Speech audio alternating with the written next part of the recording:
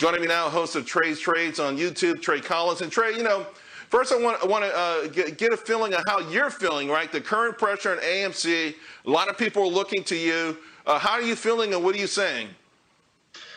Charles, I come back to essentially the why behind the trade. I think there are three main things that kind of drive this overall, trade over. It's the apes. You've got shorts that have not covered positions. You've got a bunch of systemic problems within the stock market that people are just flat out angry about. And none of those three factors have changed. You throw on top of that, essentially, this overselling territory where people are being fearful. And my hypothesis is when people are fearful, you need to be greedy. I view this as a buying opportunity and not as a bag holding opportunity.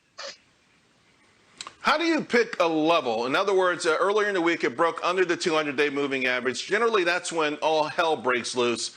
Are you looking at certain levels, or are you just saying in your mind at these levels, period, it's oversold? It's funny, Charles, because I actually made a video about a week ago on my YouTube channel calling out that this would essentially fall back down to about $32 to $34 sometime in the near future. It was short-term bearish. I'm not an unrealistic person. I recognize that stocks can't always go up. They also go down. So right. I called out that $32 to $34 level of support just based on previous trends over the last 6 months of trading. And sure enough, it bounced right off that $32 level and then back up to essentially $37 today. Up about 2-3% at the moment, but it seems like so far, knock on wood, that was a pretty decent support level in order to get a good buy-in. It was a good call. It was a good call. Hey, Adam Aarons, he shelved an offering. Mostly, he says, at the request of the investing apes. I know folks were worried about dilution and the stock going down. It's gone down anyway. So do you think in hindsight that's a mistake, that they should be trying to raise money?